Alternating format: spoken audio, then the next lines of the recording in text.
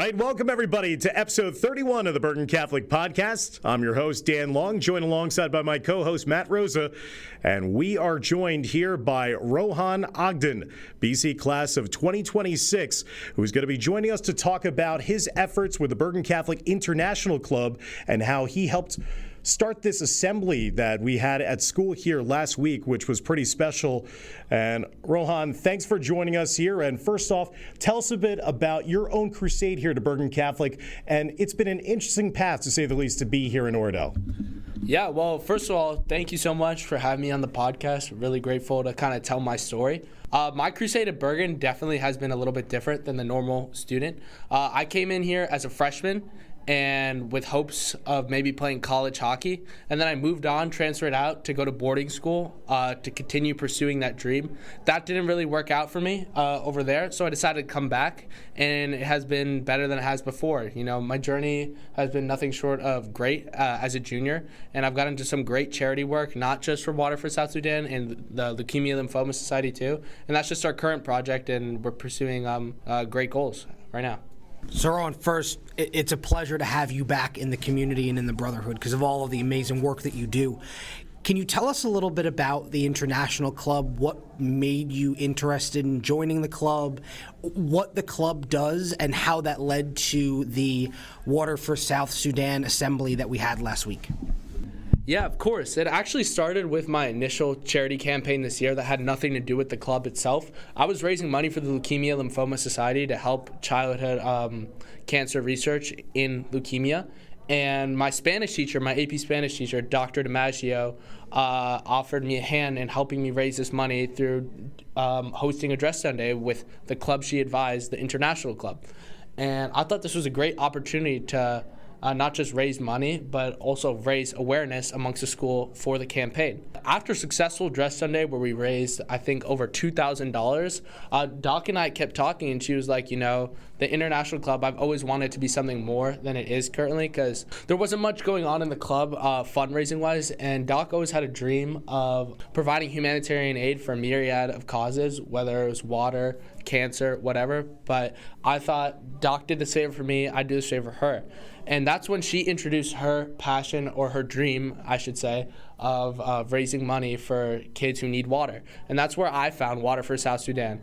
I wanted to help Doc, so I took initiative and I became a part of this club. And it initially started as kind of a favor, but it became something I really wanted to be a part of. And that's how Doc made me the president of this club, and how I brought together this community called the International Club. We talk about all the time on these different episodes the whole concept of leadership being such an important trait here, and this is something that is always expressed to Bergen Catholic students, to try to be a leader and to lead by example.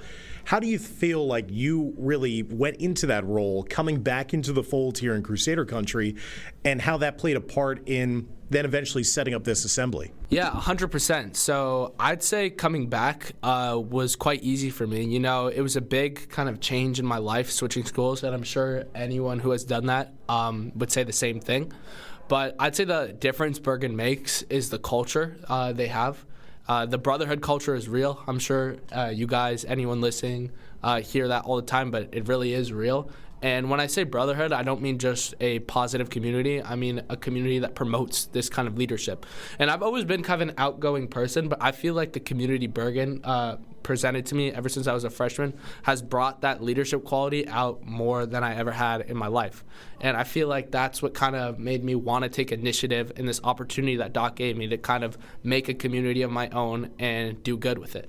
So can you talk a little bit about the assembly that we just had this past Thursday? Because I think it's important for our listeners, especially our alumni who might not necessarily know some of the things that are going on in terms of outreach to those in need. We talk a lot about the essential elements and Edmund Rice's third essential element of standing in solidarity with the poor and marginalized, right, and being an advocate for those in need. So can you talk a little bit about the assembly last Thursday, what it was about, and the impact that's had on the community?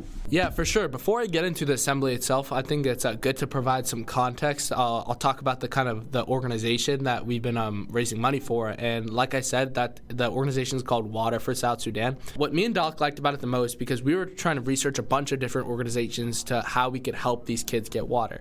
And a common theme with a lot of the organization is that it was just kind of a general fundraising effort, kind of raising a bunch of money and then donating it spread out through different communities. And what we really wanted to do, what was different, was help specific communities in need. And that's a common theme throughout a lot of Bergen's fundraising and missions. Like Peru, for example, we go to a specific area in Peru and we help the community directly instead of just giving them money and letting them do what they please with it. The difference with Water for South Sudan is that they help a specific village at a time. That when the money we're trying to raise is going to help a specific village and is going to ensure that a specific community has clean drinking water. And I feel like that's what made the difference for us, and that's why we decided to raise money for them. What was so special about this assembly was that not only did, I said this in my speech, not only did we know that it was going to bring us more money and more funds that we could give to these people, but we knew it was going to raise awareness. And it wasn't just me talking at this assembly. We actually had the honor of the founder of the organization itself, Salva Dute, to come talk and answer questions about the water crisis. And he was able to provide us with kind of a context of his life, which I already knew about, but I'm sure many people didn't. And he discussed how it isn't just a water drought that they're experiencing, but it's more of a product of civil war and violence that occurred in the past, and that happened during his childhood. So it was really kind of just engaging for the audience to not only hear about his story, but about how they could help. For you personally, what was that like to then be in front of everybody in Hale Gymnasium, having this Zoom set up with a founder who's a famous person, and be the one to introduce him, to ask some questions before some of your classmates did? Was that just a natural thing for you as a leader that, public speaking, you could kind of tell even on the podcast here with us, it comes naturally to you. But for a lot of kids your age, it's not going to be the easiest thing in the world to get up in front of the entire assembled school and to do something like this.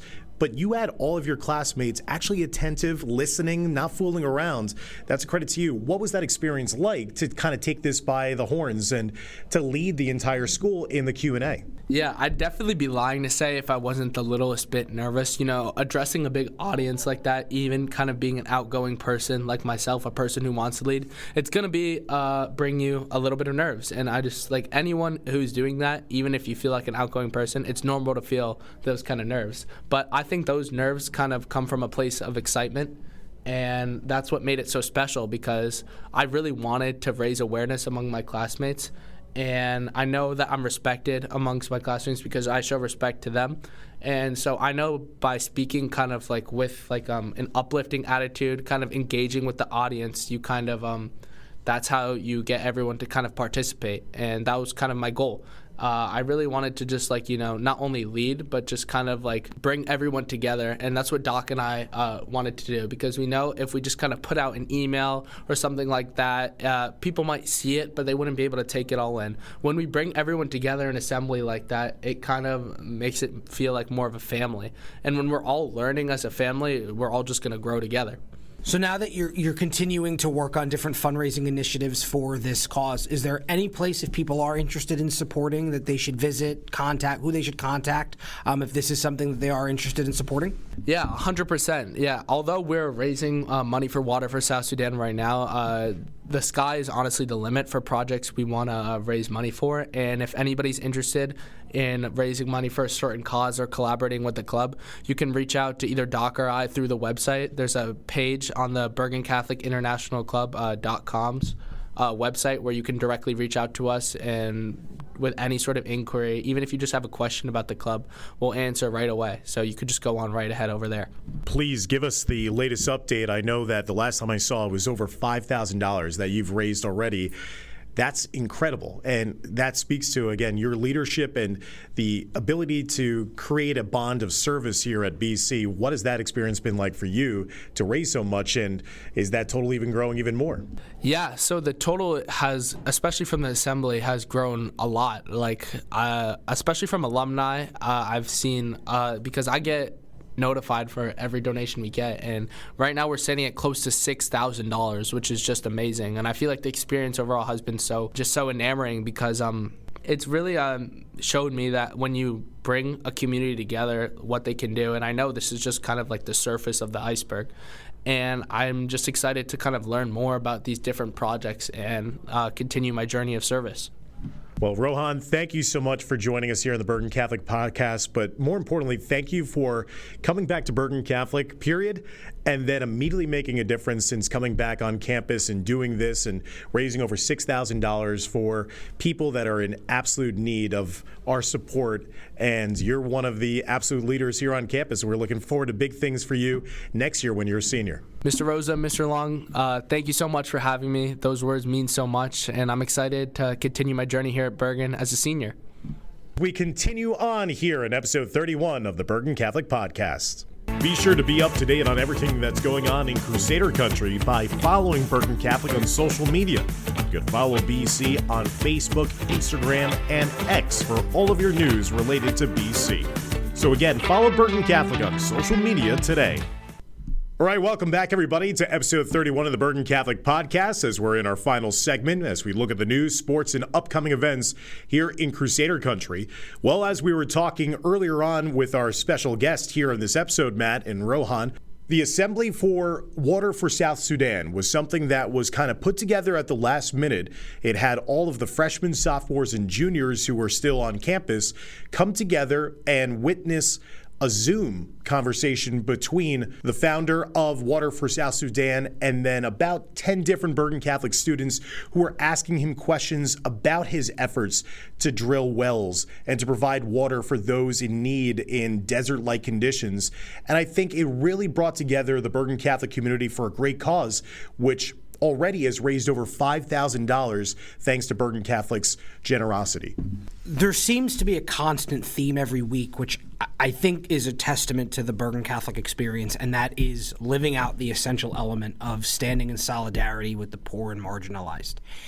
And in a very unique way, right, in 21st century learning, being able to connect with somebody on the opposite side of the world about an issue that is going on in a country that is nowhere near where we're located, and to be able to learn and better understand how we can support those in need on a global scale. It's a testament to what we do at Bergen Catholic to educate our young men to be holistic Catholic gentlemen leaders in our society and to better our world. Because not only are we a Catholic school, Matt, but we've been blessed that we're located in one of the most affluent areas of not only the United States, but of the world. So when you're having different opportunities like this partnership with Water for South Sudan, in conjunction also with the service efforts in Brownsville, in Peru, I think it expands the horizons of many of our students who come from great means. And that should not be a punishment, but it opens up the bubble that they might necessarily live in at first to then be witness to a simple concept of, okay, we worry about maybe the Wi-Fi going in and out sometimes, and that luxury that we have, while other people are worried about, will they have the means to have clean and consistent water for their communities, or if they're going to be fighting through various diseases that you've only heard about historically back in the Dark Ages. So to have the ability to expose these Bergen Catholic students to poverty and have them be a cause for change, I think that's where you're really doing what Blessed Edmund Rice was talking about, of being those change agents and doing something that makes a difference in the rest of the world. When I think about when we were in school, service was important. Right? We did our service hours, but the Bergen bubble was real. And yes, neither one of us came from, I guess you would call, affluent families, right? We came from middle-class families, but it was very much culture shock, I would say, for both of us when we went on to school and at our respective colleges saw what was around us. For me, living in the city of Baltimore was an eye-opening experience.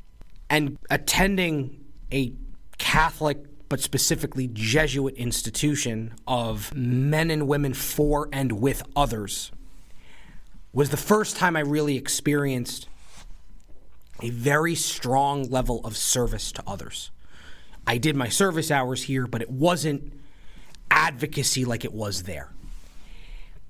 And it really changed how I viewed myself, what I can give to the greater community.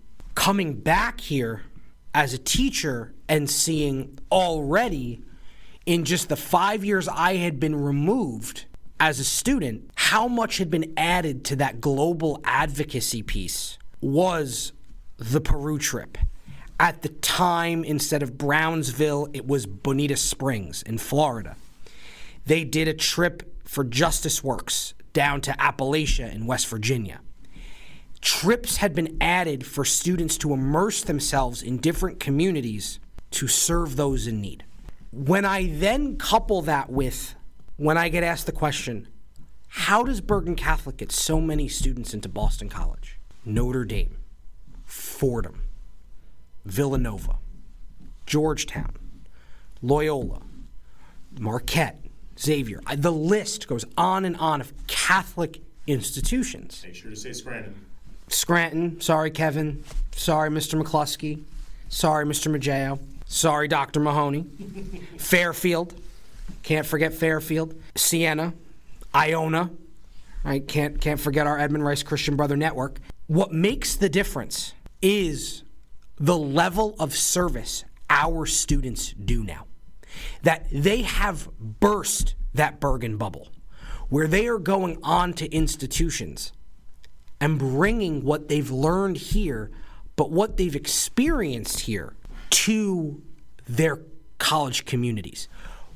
Where 15, 20 years ago, that wasn't the case. We did service, but not to this level. So again, that was a school-wide assembly that was set up by the BC International Club, Dr. Lily DiMaggio, Rohan Ogden, who we had on earlier in our show, again, really leading the charge to get that assembly, to have the Zoom call, to have everybody participate. And a credit to the Bergen Catholic students. They were well behaved, they were attentive, and this was not something that was an everyday occurrence.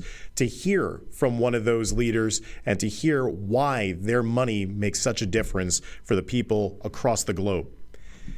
Also of note, the choral and chamber ensembles recently had their spring concerts. They closed out their seasons here with great concerts. The chamber ensemble, led by Mr. Charlie Doherty, that was being done here on campus in the BC Library. The choral ensemble had their concert at St. Joe's in Oradell. So congratulations to them, as well as the jazz ensemble that previously had their spring concert a couple of weeks ago at Bergen Community College. Again, what a fantastic historic year for all three of them, winning at the Festival of Music in Hershey, Pennsylvania, and then finishing off for all of their excited fans. And we'll definitely see more of the choral ensemble later on when it comes time for commencement and graduation. The seniors had their prom at the Estates at Florentine Gardens in Rivervale. From all the pictures, it looked like a spectacular night. And what about the senior class, Matt? I mean, you want to talk about the beneficiaries of maybe the best schedule in history. You finish class way back on May 16th. And then essentially you're getting 3 weeks off before then you're graduating on June 7th. Now, again, like it's Bergen Catholic, so what are actually days in school? But like you're having 3 weeks off, then you come back and it's like, okay, I'm going to do my senior prom. See you later. We'll see you next week. And then you'll come back a week later to do graduation practice leading up to the baccalaureate and then eventually commencement. Yeah, their schedule is wild. But can I just throw something out there? Again, when we were here, it was the Woodcliff Lake Hilton. Yes. Throwback, man. Like, Woodcliff Lake Hilton was your junior prom and your senior prom. It is so different. The Estates at Florentine Gardens, Edgewood Country Club. I could go on the places that they have held prom over the last 5 years. It's wild to me how much this has expanded. But, I mean, listen, good for them. It's a great time to celebrate. I know it is odd that they've been out of the building so long and they haven't graduated yet. But it's just a good time, right? Like, I think back to when I was a student and you were a student, right? Like, what it was like in these last couple of weeks. It's definitely bittersweet because when you talk to Bergen Catholic alumni, the number one thing I think they will all say that is similar to what the current kids say now is, we looked forward to going to school every day. It was the best 4 years of my life. And to know that that daily experience is over is bittersweet in a way, but at the same time, the brotherhood lasts forever. It is something you will have with you for the rest of your life.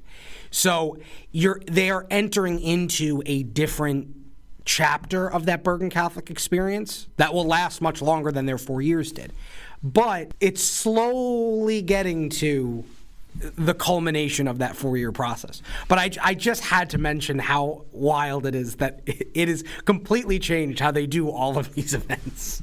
But even though they have a different venue, I have to say the photos that were submitted to me and then eventually I put on our social media accounts here at BC, not in any pictures did I see someone wearing a red bow tie, a gold vest, and a top hat with spray-painted red and gold feathers like yours truly did back in 2003. So you know what? They can have the Florentine Gardens. I'll take what I brought to the table there in the senior prom. Kevin, if you're listening, if we had a call-in session, I need to know how the Long family felt about this. To take the Crusader Crazy experience and bring it to prom is a wild thought to me, but I don't think there's anybody else I would see dressing up like Harry or Lloyd from Dumb and Dumber. I think it makes complete sense that it would be you who did it. But Kevin, you're going to have to text me. You're going to have to call me.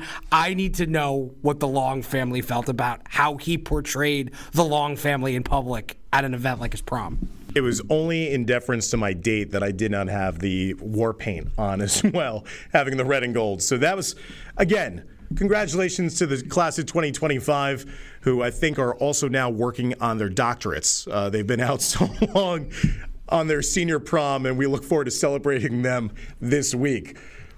The Sports Memorabilia Club, one of the newest clubs here at BC. You want to talk about making an impact right away? They got an invite to MLB Network Studios in Secaucus, where they then got to spend the day with proud Bergen Catholic alum Mark DeRosa, class of 93, and had a segment with them and Mark DeRosa air on television, which was just put up on our social media this week. What about that, Matt? You're having a group of Crusaders who, again, have come together. They've decided that they have a love for collecting cards and sports memorabilia. They made this into a after-school activity and an activity period. They've visited a memorabilia convention in Edison earlier this year, and then getting the chance to tour the studios of MLB Network to meet Mark DeRosa and to do it all on camera in a tape segment, which you can watch if you're an MLB TV subscriber on their website. That is sensational. And to also see in the video the love and the respect that Mark DeRosa has for this institution still. And it's the BC Brotherhood at work of meeting and taking the time and sharing his story with these guys.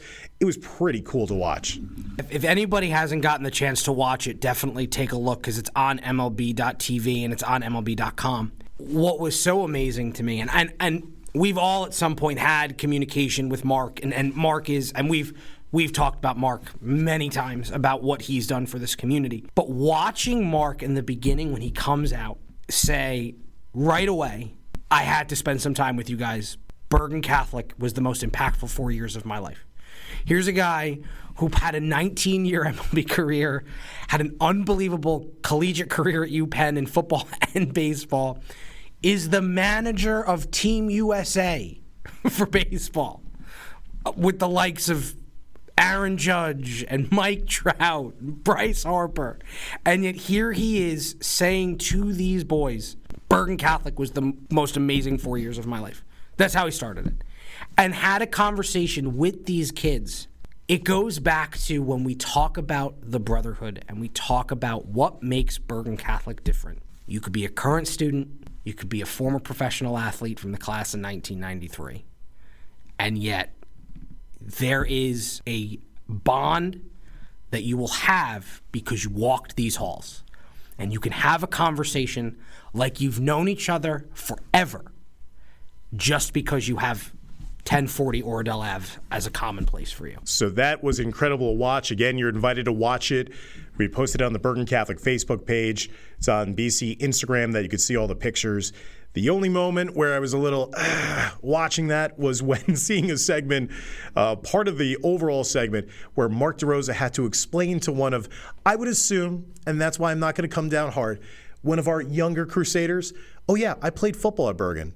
And I also did in college. For me as the diehard, to then have that, it would be the equivalent of Brian Cushing also having to explain, oh yeah, I played a little football when I was a student in Bergen. It's like, oh, come on, guys. Despite that, an awesome event. Congratulations to the members of the Sports Memorabilia Club for getting this opportunity to go to MLB Network, to talk to Mark DeRosa, and to appear on television. Pretty good. I'm definitely jealous about that. And then finally, big news here at Bergen Catholic. Congratulations to the election of Ryan Sarkar and Jermaine Kinsler, who recently won the 2025 Student Government Association election. So Sarkar Kinsler, the winning ticket, they will be starting as the president and vice president here at BC next year. So we're going to expect some big things from them. And that's always fun to see the campaigning going around campus, to see the flyers on the wall. You know, you had the election that was done online over the course of the week, and then eventually it culminated in the announcement this week of Ryan Sarkar as president, Jermaine Kinsler as vice president. But any fun election stories that you could remember from your time here? I mean, we have to remember that we can't have everything said on the podcast, but it was always a fun time around BC of when it got into election season and the creative posters. And we didn't have any debates per se this year, but in the past, I remember when I was a student, we would have an assembly where the candidates would speak and kind of lobby for their votes, and that kind of turned into a Jerry Springer episode during my time. I don't know about you and your time here as a student. I mean, I don't know how it was when you were here, but every student looks forward to campaign season. Not the election, but campaign season. Because it literally turned into who was going to buy my vote. We had kids who would bring bacon, egg, and cheeses, White Castle Crave crates, and would give it to kids as they were going into the cafeteria for lunch. We would have Krispy Kreme. Every day it would be something new, buy a different ticket. So it was like, oh, this is going to be the best week ever. Ryan and Jermaine ran a really fun campaign. The one thing that they are required to do is they are required to find administrators on social media and follow them so that anything that is a problem, administrators can take care of it. So I have the opportunity to see what a lot of them have done on social media. And let me tell you, they got some heavy hitters to support and endorse their campaign. If I want to go down the list, as I look at it right now, 6 days ago they posted the only team the alumni trust in, and I see names like Aiden Wallace, Steve Angeli, Nair Daniels, Jacob Cardenas, Johnny Langan, Chris Mimo, AJ Friccione, Carmelo Velardo, Dominic Campanelli, Aaron Manetian, Noah Kochman, Doug Eddert, Dylan Garrity, John Fiore, Jack Camo, Yusuf Uda, Christian Gonzalez, Ian Smith, Anthony Morales, Elijah, obviously, Nick Burnick, Luca Catita, Ty Malone, Dylan Mazzola, Rocco Gratali, Naeem Parrish, AJ Seeker, Jerry Crum, Chris Vigna, Nicola Romana, Owen Fernandez, and Giovanni Moscatello. Wow. Those are some heavy hitters. And when you scroll through, you literally see the videos. At one point, CC Sabathia, they have recording a video.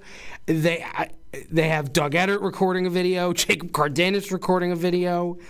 They have an administration where they've already picked. They have a cabinet, so they've already picked Grant Choi to replace Jermaine when he graduates early to go on to college for spring ball.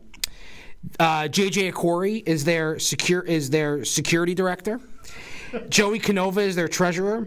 Najee Calhoun is their student-athlete representative. Eddie Park is their community service organizer. Aiden Jung is their director of extracurricular activities. George Ashmersvili is their director of social events. And Nathan Braun is their treasurer. So they have a whole cabinet that they've already put together. They have 2 treasurers? They do. One of them's definitely supposed to be secretary. Well, listen, when you're working with that many kids, you're gonna probably forget one. It is amazing scrolling through how everyone they literally got these college kids who are Division I athletes out of their busy schedule to literally endorse these candidates. So they ran a very clever campaign. I think the most clever, I love the Bergen Catholic way of ask for forgiveness, not permission. was they purchased on their own and set up in the library with a big sign over it, provided by Sarkar Kinsler, was a charging station of 32 chargers for laptops, iPads, and phones. So any student that needed to get a little more juice in their devices could come to the library. So it was very clever to follow this campaign, which, while not as publicly promoted as others might have been, was just as clever from beginning to end. As a student of history, I can admire that they take a page straight out of Tammany and just absolutely buy the favor of people, rather than the Irish immigrants coming off the boat and trying to get them enrolled for a vote in New York. This was, hey, we all know you're on your phones. Let's charge those bad boys up. Remember Sarkar Kinsler. It's just any of those devices you can charge, use that to submit your Google form. Yeah. So congratulations, well-run campaign, star-studded in endorsements. Now let's see if they get put to task here and what they can deliver. I don't know how many more dress down days we can have here, but they've promised it, so we'll find out. So congratulations again to Ryan Sarkar and Jermaine Kinsler. It's a look at the news from this past about 2 weeks. Again, we gave ourselves a week off, rightfully so. Tap on the back there as we're back here for episode 31. Taking a look now at the sports teams in the spring, several of the sports seasons have come to a close.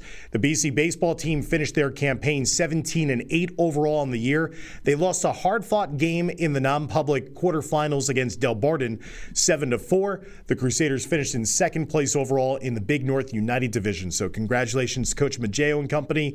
While their championship dreams fell short this time around, still a 17-win campaign is a great one. The Crew team had finished their season a couple of weeks ago. They had their finest season in quite some time, maybe arguably in program history, with, as we mentioned, the Garden State Championships earlier this spring. They had 6 boats qualified to participate in the championship round, and 3 eventually were medalists. Bergen Catholic golf team, they finished 13-3 on the season. And as we've mentioned before, we'll do it again here, Matt. Congratulations to the ultimate Hall of Fame coach in Coach Jim Jacobson, who's calling a career as the head man here at Bergen Catholic, the all-time wins leader, not only in the sport of golf, but in any sport in New Jersey high school history. And he has been synonymous with BC Golf with their championship pedigree of winning so many championships in the state level, the Tournament of Champions level. And this year going out 13-3, a solid campaign for a team that was up against some of the best teams, not only in the state, but in their backyard.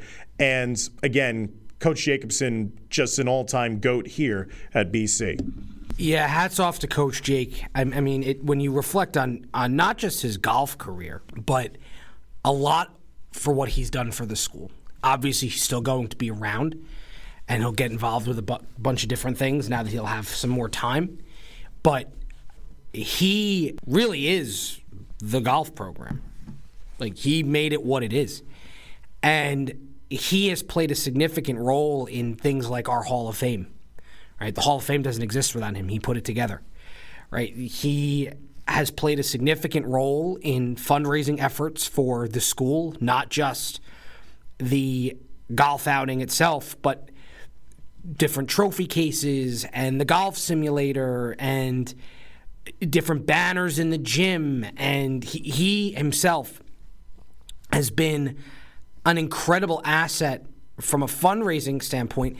He has a financial assistance fund that he doesn't talk about often, about helping students that have specific gifts extracurricularly. For example, there are students who've been incredible at music, and he has supported their endeavors of coming to Bergen Catholic because they had a financial need, and he does it in honor of his father-in-law, which he has done so much in giving back to Bergen Catholic.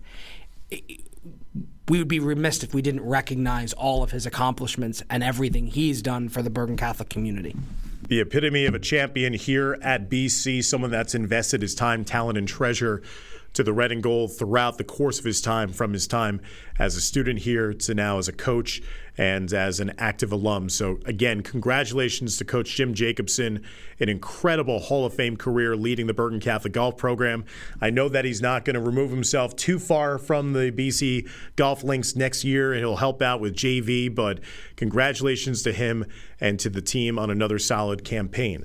The Bergen Catholic lacrosse team, as of today, when we're taping this episode, still in the postseason. They're going to be taking on number 2 seed Seton Hall Prep in the non-public quarterfinals of the state tournament. So best of luck to Coach Feaster and his Crusaders, 12-10 on the season, really building something special now for seasons to come. The rugby team finished off their campaign 3-3. They fell at home in the state final against Bridgewater. So again, Coach Downey did a great job of trying to build up this program that came off a state championship in one of their first years a season ago.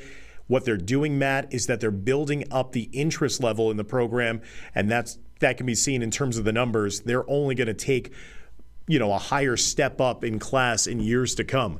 The track program, something to be really proud about. They won the 4x100 meter relay non-public A state championship in a time, Matt, that set the group record and a Bergen County record. 41.53 is the time that the Crusaders ran in. The BC track program has just been outstanding when it comes to the relay events. We saw them setting a national record in the winter and now in the spring winning a state championship, and that's something that we could really be proud about and puff out our chests, and what these student athletes are doing to put track on the map here at BC. Yeah, we talked a lot about that in the winter, and I'm going to relay the message because, again, I'm a competitor. Every one of these kids are football players. So every one of them are underclassmen. So good luck. They're pretty fast. They're pretty good athletes.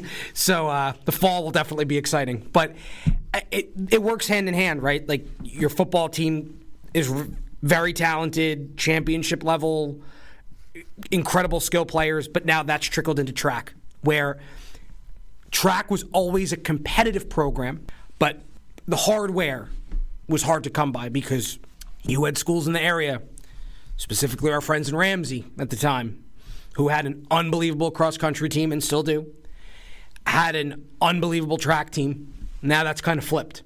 And there is a direct correlation with that, right? Like, I think about some of their best runners were football players and Olympic runners, right? So it's the same thing here, where you're getting incredible multi-sport athletes, both in football and in track, and it's paying dividends for both sports.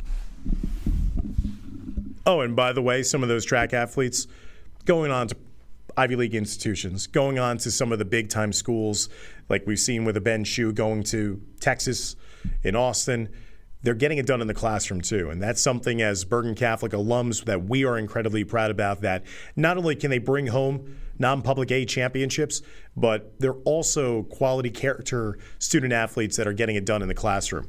That can be also seen in the tennis program. They might have had the best spring out of any of the Crusader sports teams. They finished their season 17-2. They lost to Newark Academy in the non-public semifinals, but this program won another Big North United Division championship. They finished third in the counties with a young lineup, having a couple people, including a freshman, winning the county championship in third singles, having the doubles team finish as runners-up.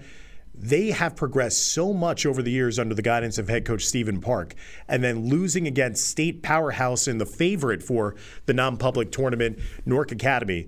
That's a credit to what BC Tennis has done, and congratulations to those Crusader student athletes. Again, 17-2, unbelievable campaign. And the volleyball team finished up their season 12-13. They lost in the first round of the North Group 3 state tournament to Watchung Hills. But again, what Coach DeBellis has done there has been remarkable, because it's such a tough ask, Matt, to get players on your roster if you're volleyball here at Bergen Catholic, because of the amount of talent that's already spread thin in the spring season with all of the other Crusader sports programs.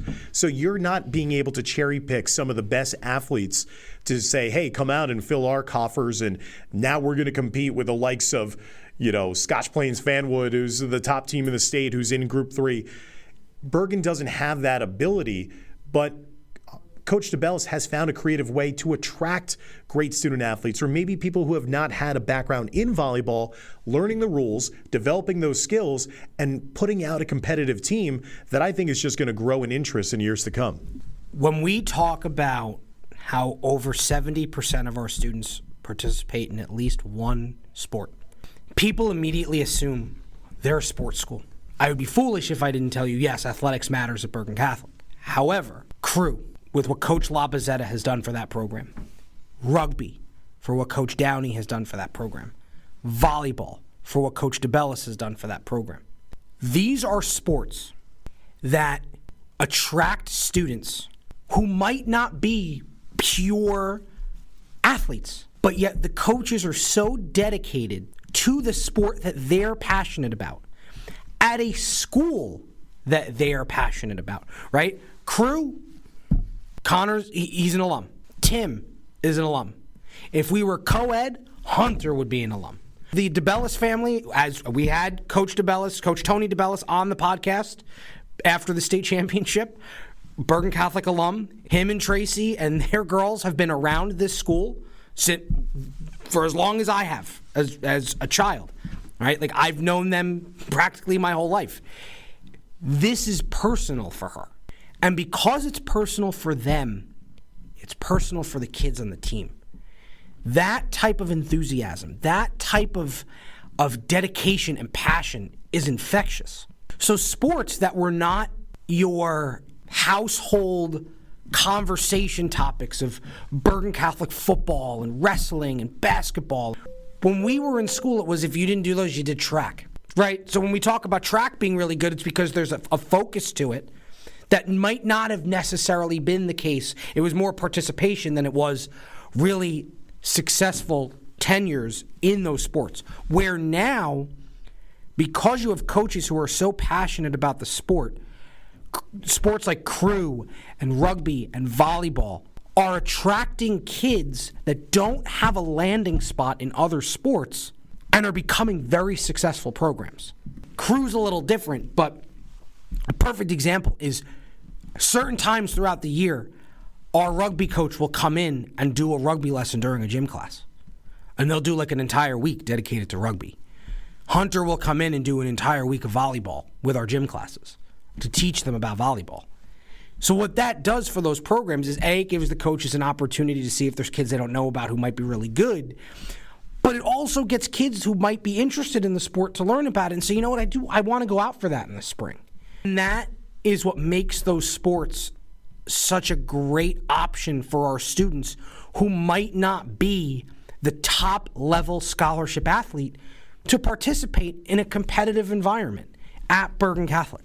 And as we've always discussed in our times, before, having been coaches, having been okay athletes, there's something about being part of a team dynamic that then helps pave the way down the line for you in your own life, whether it be any type of career that you take. So to give more students the opportunity, because of more teams, a chance to participate in something, wearing the red and gold, representing Bergen Catholic, working under a coach's leadership, learning how to follow rules and meet the standards that are held here, I think it just pays immediate dividends for all these Bergen Catholic student athletes down the road who, again, may never play a sport in college, but to be part of a team, it really helps develop you as a leader, which is what this place is all about.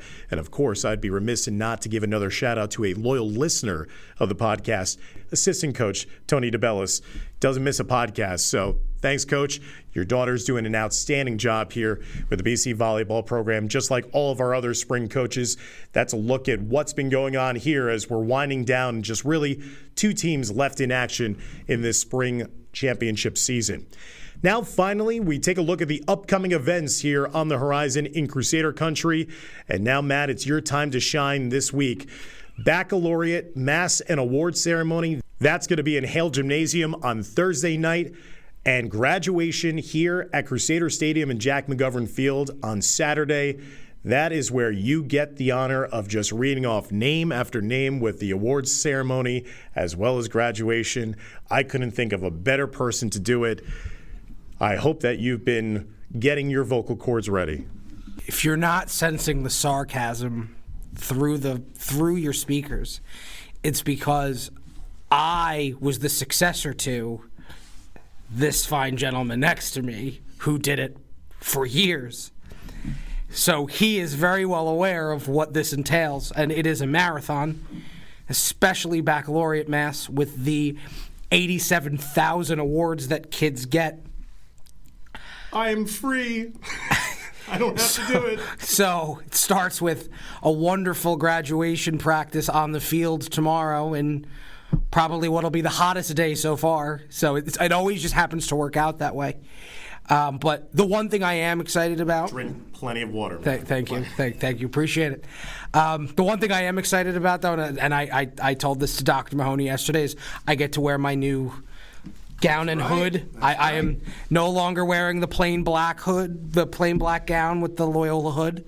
It's kind of cool. I'm excited about that. But after the first year, I'll be over it pretty quickly. But this is always...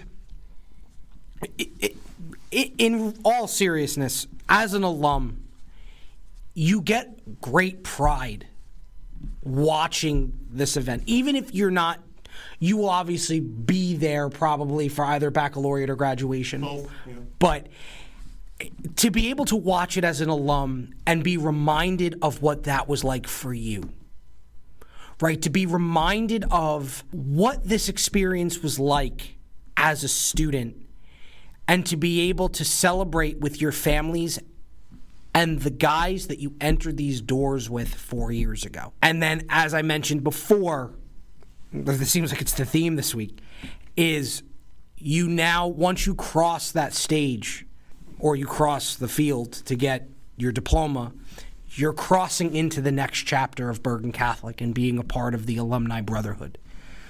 And it really is an incredible weekend.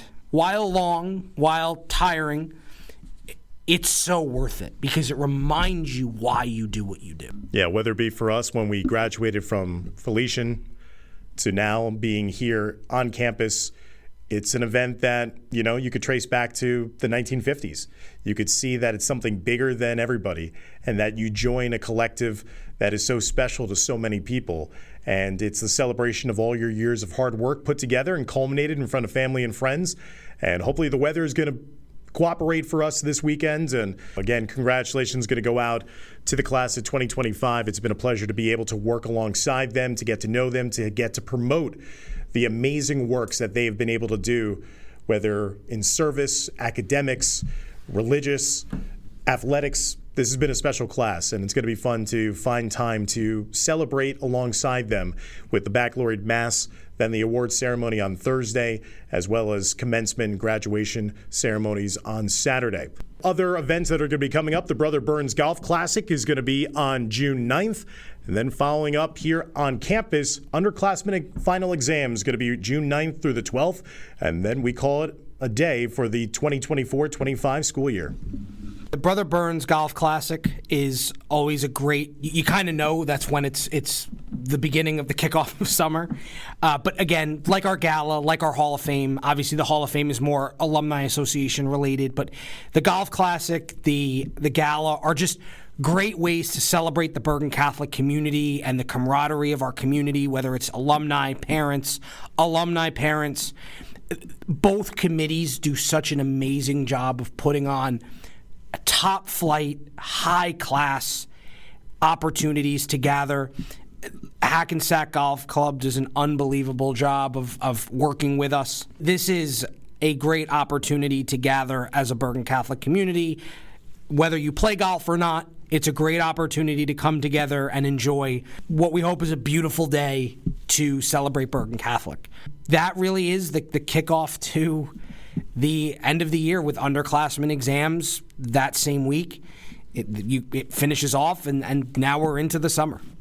So that was a bit of a marathon session here for our final segments of this episode 31, taking a look at the news, sports, and upcoming events here at Bergen Catholic as we're closing in on the end of another school year here in Crusader Country. So that'll do it for episode 31. Thank you so much for everybody for tuning in and listening more about what's going on at BC and hearing about the Bergen Catholic experience. So for my co-host Matt Rosa, I'm Dan Long saying so long, take care, and Deus Volt.